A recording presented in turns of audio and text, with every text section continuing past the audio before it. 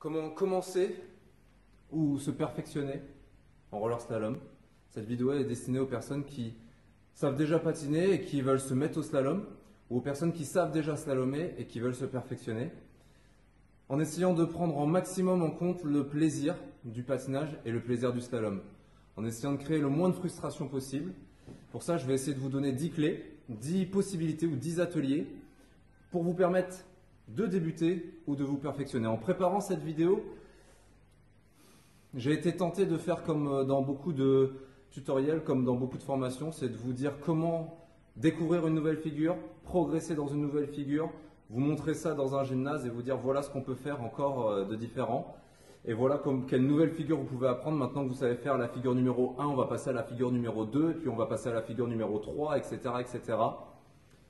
Mais il se trouve que depuis quelques temps, je suis dans une démarche qui change un petit peu et c'est ce que je vais essayer de vous partager, dans cette vidéo.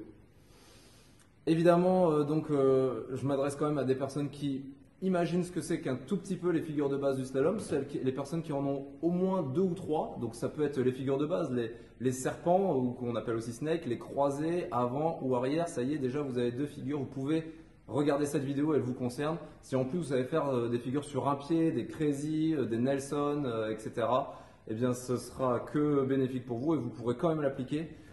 Et on peut même imaginer que les personnes qui font des figures très difficiles, du style les figures, les day night, les shifts, les fish legs, les big machines, etc., eh bien vous pouvez aussi regarder cette vidéo et vous en inspirer pour perfectionner vos figures.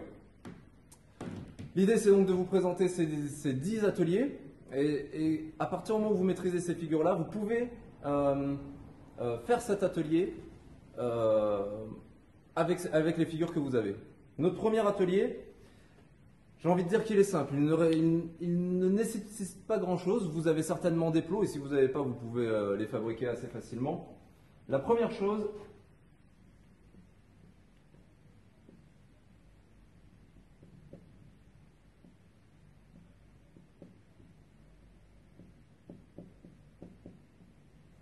faites des slaloms irréguliers. Des slaloms irréguliers avec pas forcément le même espacement donc dans chaque intervalle. Prenez le temps de créer des différences, que la ligne soit tout de même alignée, mais que vous ayez parfois des espaces de 50, 60, 75, 80, entre on va dire 50 cm et 1 mètre, et des slaloms irréguliers. Pourquoi? Pour travailler le rythme un petit peu différent et pour travailler votre équilibre, pour travailler l'adaptation aussi et la gestion d'un imprévu, s'il y a un plot qui tombe ou quoi que ce soit, vous êtes capable de vous adapter. C'est le premier atelier, il est très simple à mettre en place, il ne nécessite aucun matériel et ça va être le cas pour les autres ateliers. Il ne nécessite pas non plus de partenaire et à part un des 10 ateliers que je vais vous présenter, tous ne nécessitent pas de partenaire, vous pouvez le faire seul. Mon deuxième atelier, il est simple également, mais là il peut vous demander un petit peu de matériel parfois.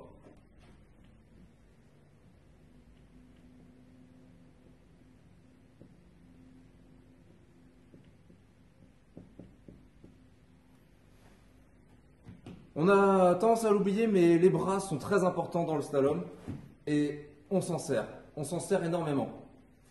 Et ma proposition avec ce deuxième atelier, c'est de ne pas vous en servir, ou plutôt de les bloquer. Alors de les bloquer comme ça, simplement, de les bloquer les mains sur les hanches, de les bloquer comme ça, évitez peut-être les bras croisés, même si c'est quand même pas ce qu'il y a de plus dangereux, mais là où ils seront quand même bloqués, vous pouvez les bloquer ça comme ça, c'est plus facile s'il y a un problème. Les mains dans les poches, on évitera quand même parce que c'est pas le top. Vous pouvez les bloquer dans le dos, ça va encore un petit peu, c'est pas trop dangereux. Et puis vous pouvez aussi créer du déséquilibre, peut-être avec simplement une bouteille d'eau dans chaque main, avec une bouteille d'eau dans une seule main. Pour ceux qui sont le plus à l'aise avec des packs ou des packs de lait ou des cailloux ou n'importe quoi. Pourquoi pas des objets pas forcément si lourds que ça, mais très encombrants. Si vous trouvez un gros carton ou un petit matelas ou des choses comme ça, ou des grosses peluches, des choses qui vous prennent de la place et qui vous contraignent au niveau de l'équilibre et au niveau du poids. Bon, évidemment, vous le devinez, l'idée c'est de bloquer les bras et donc de travailler l'équilibre. Mais c'est aussi de donner du volume et de prendre l'habitude de donner du volume. Parce que le slalom qui se déroule en ligne droite, c'est bien. Mais l'idée c'est aussi, plus tard, avec le temps, de prendre de l'espace avec ses bras. Et donc, en ayant l'habitude de porter des choses, de tenir vos bras, eh bien vous allez prendre l'habitude de prendre de l'espace dans votre slalom et quand il sera temps, peut-être un jour, d'utiliser vos bras pour des chorégraphies ou des choses comme ça, ou des mouvements esthétiques, eh bien vous aurez déjà l'habitude de porter vos bras et ce sera toujours ça de gagner. En plus de ça, bah, ça va commencer à apporter une dimension esthétique puisque vous saurez préparer ça et donc bah, là aussi c'est gagné, c'est du travail pour plus tard, c'est de l'entraînement pour plus tard. Troisième atelier, c'est l'atelier où à plusieurs c'est mieux. C'est même indispensable. Duo, trio, etc. Bon, l'idée là vous le comprenez, le but c'est de se tenir et d'essayer de slalomer en même temps. Ça va perturber l'équilibre parce qu'il y en a un qui va s'appuyer sur vous, vous allez vous appuyer sur l'autre, peut-être vous allez lever l'autre, donc ça va perturber l'équilibre, donc ça va faire travailler notre équilibre. En même temps, bah, ça va demander un petit peu de coordination, donc eh ben, c'est quelque chose qui est très important dans le slalom, donc ça nous fait travailler la coordination. Ça nous fait quelque part améliorer notre rythme, parce que là, on est obligé de suivre le rythme de l'autre, et l'autre est obligé de nous suivre. Là aussi, ça peut être pas mal. Ça nous fait travailler une concentration qui n'est pas focalisée sur nos pieds, une concentration qui est donc sur l'autre, sur notre partenaire. Peut-être même que ça nous oblige à de la coopération. Et le slalom, quand même, très régulièrement, c'est une pratique individuelle. Et quand on peut de temps en temps être à plusieurs et faire un travail de coopération, eh ben c'est plutôt pas mal. Encore une fois, je vous ai dit, vous pouvez commencer le slalom. Donc si vous savez faire juste un serpent ou un croisé, vous pouvez travailler de la coopération avec ça. Si vous savez faire un shift, vous pouvez travailler le shift de la même manière en duo ou en trio. Évidemment, ce sera beaucoup plus difficile et limite, ce sera un petit peu risqué. Donc il faudra être sûr que vous soyez vraiment capable de le faire. Mais quand même. Donc ça implique de la coopération et ça c'est plutôt agréable. Et puis enfin je dirais que ça peut donner aussi un sentiment de satisfaction. Le fait de faire la figure tout seul c'est bien, mais le fait de le faire à plusieurs, on a le sentiment une fois que la chose est faite, qu'on est allé au bout de quelque chose, qu'on a réalisé quelque chose ensemble et c'est un sentiment agréable. Quatrième atelier.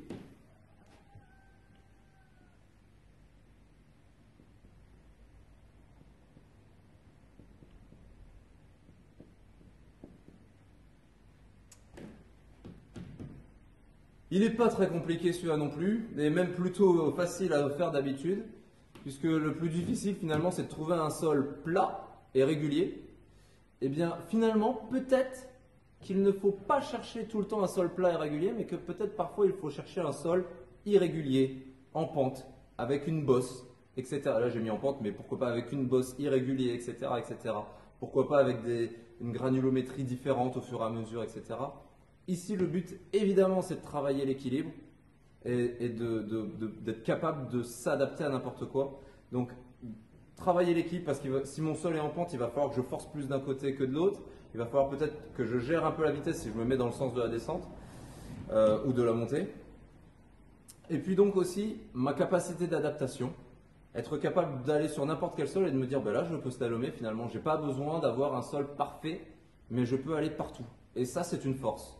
C'est une force d'autant pour les personnes qui ont envie de progresser et qui ont envie d'en faire un petit peu partout et de peut-être se déplacer sur des événements, des compétitions, des stages, etc. Il faut une capacité d'adaptation. Et puis dans la vie, c'est pas mal de développer sa capacité d'adaptation.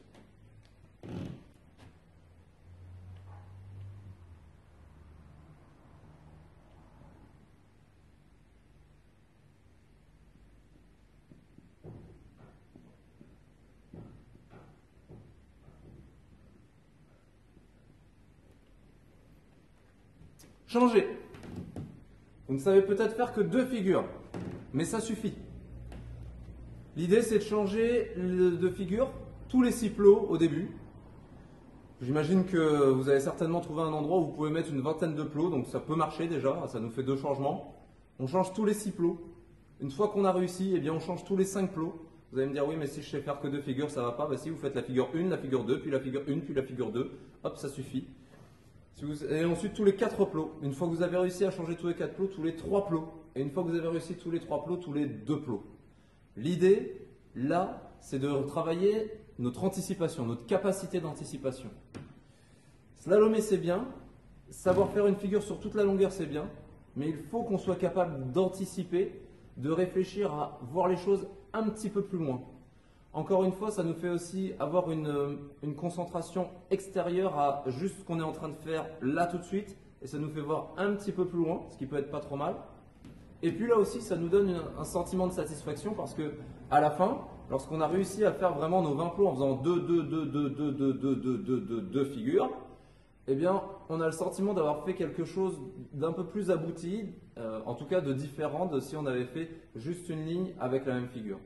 Donc là aussi, on a un petit sentiment de satisfaction qui fait plaisir. Et encore une fois, ça marche pour les figures où on est débutant et ça marche pour les figures pour les beaucoup moins débutants.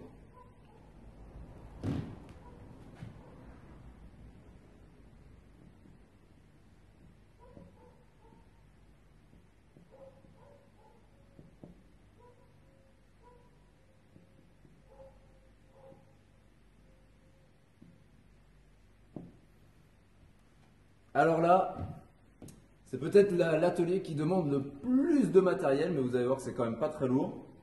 C'est se filmer avec zéro parasite, zéro problème. Donc ça vous demande, c'est vrai, certainement un téléphone, en tout cas quelque chose qui filme.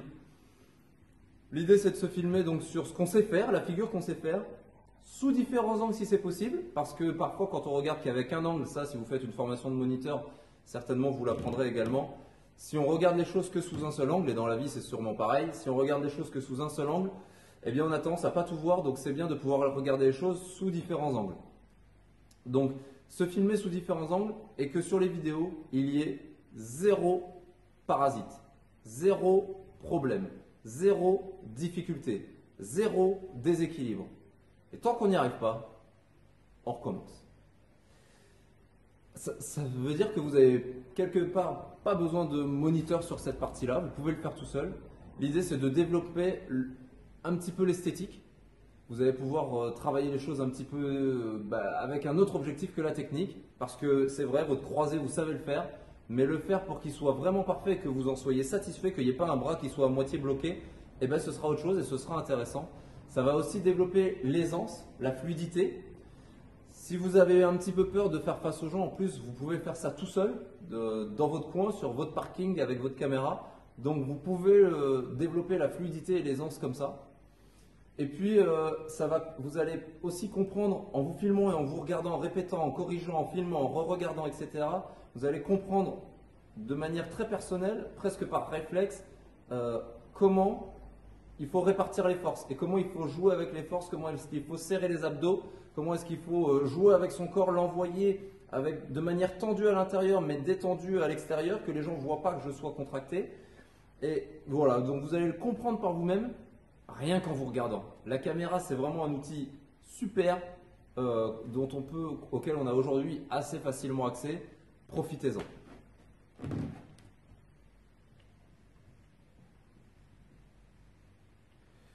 Je reste dans les ateliers qui nous demandent un tout petit peu de technologie. Là, l'idée, c'est de rouler sur un rythme. Donc, vous connaissez les BPM, bits par minute. L'idée, c'est de se donner une cadence, un rythme qu'on va devoir suivre et on va devoir croiser, décroiser, croiser, décroiser au rythme qu'on se sera imposé. Donc là, bon, c'est pareil. J'imagine que si vous allez sur la première appli où vous allez taper ça, vous allez pouvoir télécharger quelque chose qui va vous donner un rythme. Et l'idée, c'est de prendre un rythme qui est un rythme de plus en plus rapide, de plus en plus lent. En tout cas, être capable de s'adapter à tous les rythmes et de suivre ce rythme-là avec sa figure. Au passage de chaque plot, on doit pouvoir suivre le rythme. Voilà, ok. L'idée là, évidemment, c'est de développer, d'avoir une approche rythmique du slalom, ce qui n'est pas toujours le cas. Et puis, c'est encore une fois d'avoir une concentration extérieure à nos pieds, d'avoir une écoute. Je reste dans l'idée de rythme et de vitesse.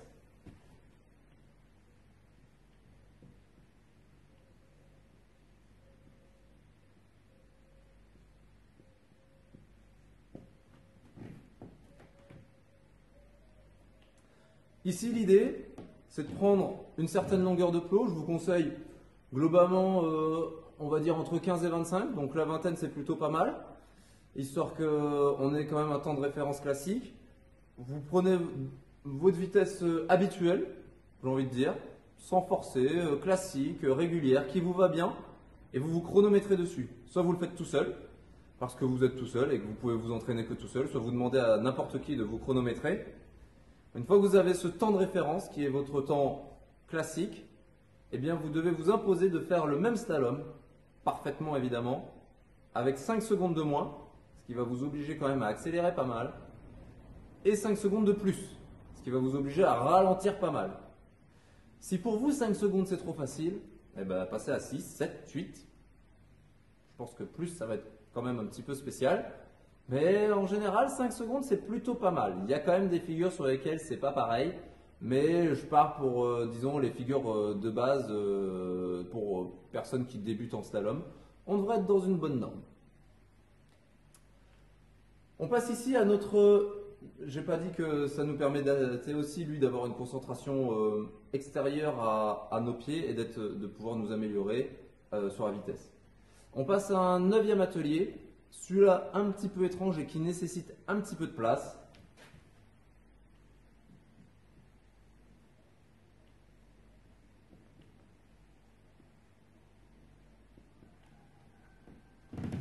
Oui, on va slalomer en cercle. Alors là, on peut se garder un espacement, l'espacement que vous avez d'habitude. Évidemment, si votre slalom habituellement c'est plutôt espacé d'1 mètre parce que vous avez des figures très linéaires et que vous êtes à l'aise comme ça, gardez 1 mètre. Si vous avez l'habitude de slalomer plutôt sur un espacement de 90 cm, 80 cm, 75 cm, prenez cet espacement-là et faites un cercle avec au moins une vingtaine de plots, voire 30. 30, ce serait à vrai dire un peu plus agréable pour vous. Et l'idée, c'est de faire prendre une figure et de la répéter et de la slalomer en cercle. Mais quand je dis la répéter, c'est la répéter vraiment. En fait, on a l'habitude quand on slalome de prendre une figure et de slalomer. Faire un aller-retour et slalomer comme ça en aller-retour, c'est parfois difficile pour les personnes qui débutent en slalom. Et c'est pour ça que j'aime bien cet atelier, parce qu'il correspond aux personnes qui débutent en slalom, mais il peut aller aussi aux autres, à ceux qui veulent s'améliorer ou se perfectionner. Et l'idée du slalom, c'est que vous pouvez continuer presque sans fin. Alors au lieu de faire un slalom sur 15 ou 20 plots et de faire donc un effort qui va durer, on va dire, une quinzaine de secondes, eh bien vous allez avoir un effort qui va durer ici peut-être 25-30 secondes. Voire si vous êtes à l'aise, vous pouvez le faire durer 1 minute, voire même 1 minute 30, 2 minutes.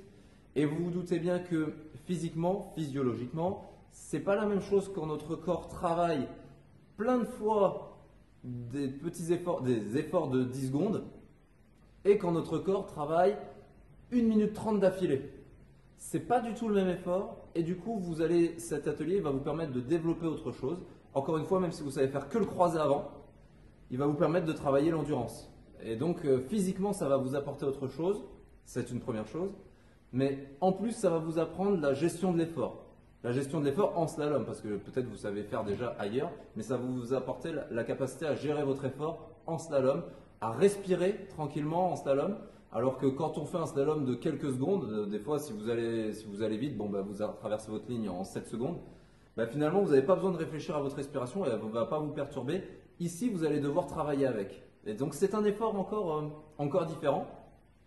Et puis ça va vous obliger aussi à la concentration, parce que la fatigue faisant bien les choses, la concentration sera difficile au bout de 40 secondes, 45 secondes, enfin ça dépend de la figure que vous avez pris et votre entraînement évidemment, mais en tout cas le temps va faire que votre concentration va être de plus en plus difficile, donc c'est un bon atelier aussi pour ça, pour faire des séances de 45, 1 minute 30, 2 minutes, 3 minutes pourquoi pas, il n'y a pas de souci.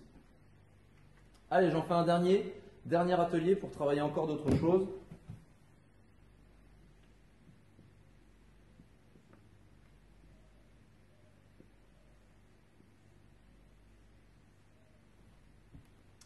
Liste chrono. Le but ici, c'est de noter toutes les figures que vous savez faire. Alors peut-être qu'il n'y en a pas beaucoup, c'est vrai. Peut-être qu'il n'y en a que 3. Mais même à 3, cet atelier est possible. Alors pour tous ceux qui ont plus de 3 figures, il faudra faire une sélection parce que si vous mettez vos 40 figures, ça va être un petit peu long comme atelier. Puis peut-être pas utile. L'idée c'est plutôt en général d'en mettre entre 6 et 8 pour que l'atelier soit intéressant. Vous faites votre grille, vous mettez sur un nombre de plots qui vous correspond. Si votre nombre de plots c'est 6 plots, c'est 6 plots. Si votre nombre de plots c'est 10 plots, c'est 10. Et puis si c'est 20, c'est 20. Puis ça peut être aussi une figure sur 20 plots, une figure sur 6 plots, parce que celle-là elle est difficile et que j'y arrive que sur 6 plots. Bon, parce que cette figure c'est une figure qui tourne et que je ne peux pas tourner plus de 6 plots. Enfin bref, c'est vous qui voyez. Vous faites votre liste comme ça. Et votre but, c'est de réussir vos 3 figures, si vous en avez que 3, vos 3 figures parfaitement, sans faire tomber un seul plot, d'affilée. Donc je réalise ma première figure, parfaitement sans faire tomber de plot. Je réalise ma deuxième figure sur le nombre de plots que je me suis imposé, parfaitement sans faire tomber de plot. Je réalise ma troisième figure, parfaitement sans faire tomber de plot. Et je chronomètre. Soit vous le faites tout seul parce que vous êtes tout seul et là vous chronométrez. Votre but c'est d'améliorer votre temps au fur et à mesure. Soit vous êtes à plusieurs, vous êtes à deux, vous vous mettez d'accord sur une liste de figures. Et puis le but c'est le premier qui termine la liste de figures à gagner. Mais il faut chacun son slalom par contre. Parce que sinon c'est compliqué. Donc à vous de voir, ça dépend là aussi comment vous voulez travailler. Si vous êtes à deux, ça va emmener un petit peu de sensation de groupe. On disait tout à l'heure que le slalom c'était une pratique souvent individuelle. Donc là, ça va vous permettre de travailler à plusieurs, ce qui est quand même agréable. Quelque part, même si vous êtes tout seul, ça va vous apporter un petit peu de stress parce qu'il y a le défi personnel contre le chrono. Donc ça nous apprend la gestion du stress et c'est plutôt sympa aussi, ça peut être pas mal. Ça nous fait développer de la vitesse évidemment. Et puis là aussi, puisqu'il y a le stress, la vitesse et la fatigue, puisque si vous êtes mis 6 figures, il y aura un peu de fatigue, et bien ça nous oblige à la concentration. Et là aussi c'est pas mal et vous allez vous rendre compte que peut-être une figure que vous maîtrisez très bien, quand vous allez la faire après la 5e autre figure en allant le plus vite possible, en vous rendant compte que votre partenaire il est presque fini, le stress va faire que ce que vous maîtrisez très bien, là vous ne le maîtrisez plus. Évidemment, donc il faut que ce soit en perfect. L'idée ici, c'était de vous présenter 10 ateliers pour débuter en slalom. Même si vous avez 2 figures, un croisé et une figure sur un pied, tac, ça suffit. Un Nelson et un Crazy, ça suffit. Vous pouvez travailler comme ça et vous pouvez vous améliorer comme ça. Pour ceux qui me connaissent et qui ont suivi un petit peu mon parcours, j'ai été un technicien, très technicien, et mon but c'était de permettre aux gens d'avoir plus de technique. Toujours plus de technique. Et vous avez la première figure, on passe à une autre, une autre, une autre, une autre, une autre. Et finalement, cette voie, que je ne regrette pas, mais qui, je me rends compte, crée parfois beaucoup de difficultés, crée parfois beaucoup de frustration. Ça développe une croyance qu'il faut toujours en avoir plus. Et peut-être qu'il y a cette voie-là, mais peut-être qu'il y a une autre voie. Il y a une autre voie où le but, c'est pas d'en avoir plus. Le but, c'est d'avoir les choses mieux. Le but, c'est qu'on sait faire quelque chose, on a quelque chose et on joue avec ce qu'on a. On se satisfait de ce qu'on a, on profite de ce qu'on a et on avance avec ce qu'on a. Et tous ces ateliers, ils sont là pour ça. Finalement, si je dois faire une métaphore, c'est un peu comme si vous devez vous habiller, vous avez 50 t-shirts et vous avez 50 t-shirts un peu mal taillés, vous les avez pris, hop, ils existent, vous savez le faire mais vous ne savez pas très bien le faire, vous avez 50 figures mais vous ne savez pas très bien les faire. Mais en gros, vous en avez rajouté une, c'est comme si vous aviez vos 50 t-shirts qui sont mal faits, mal coupés, mal designés, pas beaux, etc. Est-ce qu'il vaut mieux avoir ces 50 t-shirts mal taillés ou est-ce qu'il vaut mieux avoir 4-5 t-shirts chouettes, bien coupés, de qualité, qu'on peut nettoyer plein de fois avant qu'ils soient abîmés, qui vous vont bien, avec des belles couleurs, qui s'en vont pas, etc. On peut se poser la question de qu'est-ce qui est le plus cohérent. Voilà, et je dirais que travailler l'esthétique, travailler l'équilibre, travailler la collaboration, travailler sur tous les sols, travailler l'adaptation, travailler la gestion du stress, travailler la coopération, travailler l'endurance, c'est aussi faire les choses mieux. Ok, j'espère que cette vidéo vous aidera à découvrir ou à vous améliorer dans le slalom. Et j'espère surtout qu'elle vous permettra de prendre beaucoup de plaisir avec le slalom.